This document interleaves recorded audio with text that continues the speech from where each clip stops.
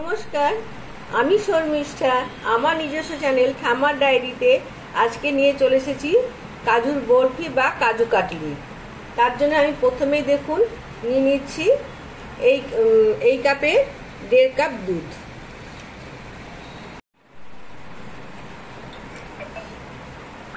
এই 1.5 কাপ দুধটা আমি নিলাম। এটা আমার রুম টেম্পারেচারে আছে। আমি কিন্তু এখনো গ্যাসটা অন করিনি। আমি এর মধ্যে দিয়ে দেব এই কাপেরই সেম কাপেরই 1 কাপ গুঁড়ো দুধ। আমার কাছে আমুল স্প্রে ছিল, আমি আমুল স্প্রে নিয়েছি। আপনাদের কাছে যে দুধ থাকবে সেই দুধই নেবেন। প্রায় সিকি কাপ মতন দুধ আমি এখানে দিয়ে দিলাম। এই ঠান্ডা দুধেই আমি এটাকে খুব ভালো করে নাড়বো যতক্ষণ না এটা ডিজলভ হয়ে যায়। এই দেখুন অনেকটাই গুলে এসেছে, আর একটুখানি নাড়বো, তাহলে এটা একদম মিশে যাবে। আমি সেই সেম কাপেরই 1 কাপ এখানে কাজু বাদাম নিয়েছি। মেজারমেন্টটা আপনারা সবসময় মনে রাখবেন, তাহলে আপনাদের জিনিসটা কিন্তু একদম ঠিকঠাক হবে। আমি সেম কাপেরই 1/2 কাপের একটু কম চিনি নিয়েছি। মিষ্টিটা আপনারা যে যেমন খান সে তেমন দেবেন।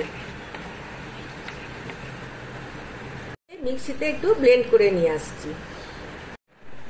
কাজু আমার ব্লেন্ড হয়ে গেছে সমানভাবে।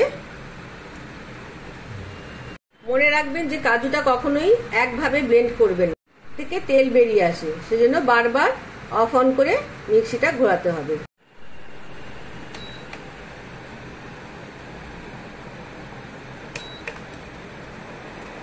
এবার আমি গ্যাসটাকে অন করে দিলাম, দিয়ে এবারে সমানে এটাকে নেড়ে নিচ্ছি। দুধগুলোকে যেটুকু আছে সেটুকু যেন ভালো করে একদম মিশে যায় গাঁটগুলো।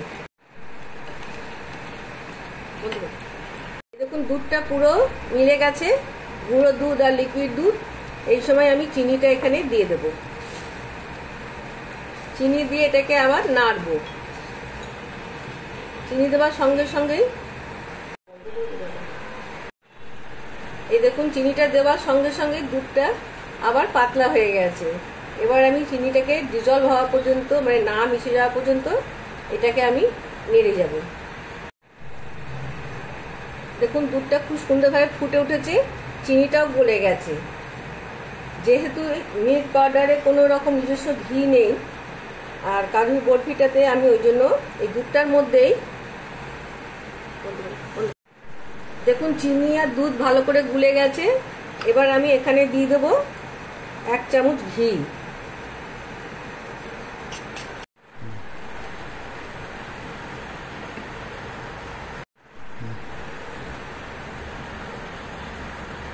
যখনই আমরা দুধটা নাড়বো এই পাশের এখান থেকে সব আমাদের টেনে নিতে হবে, নাহলে কিন্তু এগুলো সব কড়াইয়ের গায়ে লেগে যাচ্ছে দুধগুলো। এবার আমি এর মধ্যে দিয়ে দেবো আগে থেকে গ্রাইন্ড করে রাখা কাজুগুলো।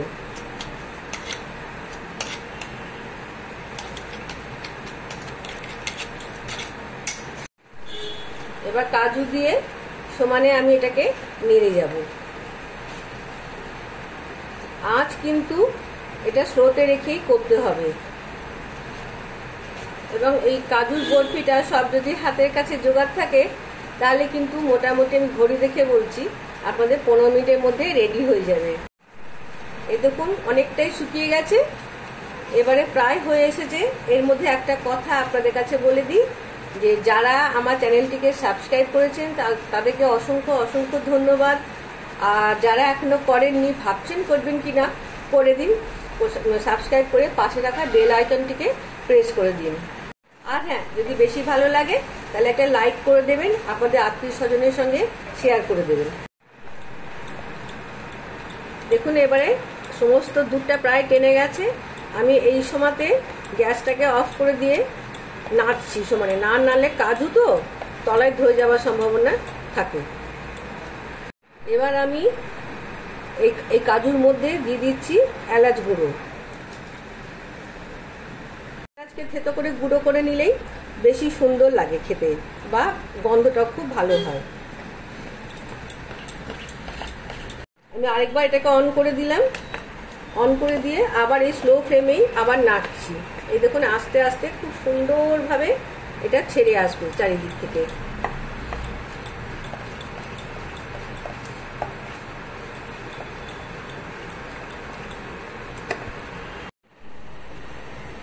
আমি এই ডিশটার মধ্যে ঘি মাখিয়ে নিয়েছি। এদিকে আমার কাজুটাও রেডি হয়ে গেছে। এবার আমি কাজুটা এখানে আস্তে আস্তে করে ঢেলে দিচ্ছি।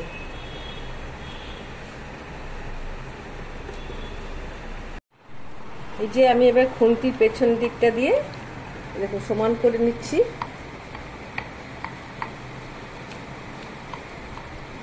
এইবার একটু নর্মাল টেম্পারেচারে আসুক, তখন আমি ফ্রিজে ভরে দেবো 10 মিনিটের জন্য। এইবার আমি এইভাবে খুন্তি দিয়ে চেপে চেপে সমান করে নিচ্ছি, দিয়ে এটাকে একটু নর্মাল টেম্পারেচারে আসুক, তারপরে আমি ফ্রিজে 10 মিনিটের জন্য রাখবো। ডিপ ফ্রিজে রাখার দরকার নেই, এমনি নর্মাল ফ্রিজের এমনি নর্মাল তাকে রাখলেই হবে। খুব সুন্দরভাবে সেট হয়ে গেছে কাজুটা। এইবার আমি বরফির আকারে শেপ দেব। শেপটা আপনারা আপনাদের মতন করে দেবেন।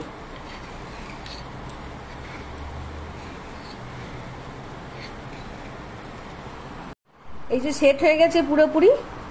আমি এবার এটাকে এইভাবে শেপ দিয়ে কেটে নিচ্ছি। আপনারা আপনাদের মতন ইচ্ছা মতন শেপ দিয়ে নেবেন। তৈরি আমার কাজুর বরফি। আমি এটাকে একটু সুন্দর দেখানোর জন্য আমি একটুখানি জাফরান ভিজিয়ে রেখেছিলাম, সেগুলো একটা করে সুতো আমি এখানে দিয়ে দিচ্ছি। এই দেখুন, তাতে দেখতে একটু সুন্দর লাগবে। যদি আপনাদের কাছে পেস্তা থাকে পেস্তাও দিতে। আমি এইভাবে জাফরানের সুতো, জাফরান কালার দিয়ে দিচ্ছি। আপনারা যদি মনে করেন অন্য কোনো রং দিতে পারেন, অন্য কোনো ড্রাই ফ্রুটস দিয়েও সাজাতে পারেন। এটা হচ্ছে আমার ফাইনাল লুক। আমি জাফরান দিয়ে সাজিয়ে দিয়েছি। তৈরি আমার কাজুর বরফি। এখানে আমি একটু গোলাপ ফুলের পাপড়ি দিয়েছি, ভাববেন না কিন্তু যে আর ধোবা না, এটা ধুয়েই দিয়েছি আমি। আর তার সঙ্গে একটু জাফরানের সুতোগুলো জলের মধ্যে আমি এখানে জাফরান দিয়েছি, তার উপরে একটুখানি গোলাপ ফুলের পাপড়ি ছড়িয়ে দিয়েছি। গোলাপ ফুলগুলো কিন্তু আমি ভালো করে ধুয়েই দিয়েছি। আপনারা চাইলে এর মধ্যে পেস্তাও দিতে পারেন। পেস্তা বা অন্যান্য আপনাদের পছন্দ মতন ড্রাই ফ্রুটস দিয়ে আপনারা এটা সাজাতে পারেন। ধন্যবাদ আপনাদেরকে এতক্ষণ আমার সঙ্গে থাকার জন্য। আবার দেখা হচ্ছে নেক্সট কোনো ব্লগে বা কোনো খাবার রেসিপি নিয়ে আসছি। নমস্কার। আর হ্যাঁ, লাইক করতে ভুলবেন না। একটা লাইক আমার কাছে অনেক মূল্যবান, কারণ সেটা আমার কাছে অনেক বেশি প্রেরণাদায়ক। আমি আর ভালো ভালো রেসিপি নিয়ে আপনাদের সামনে আসতে পারি।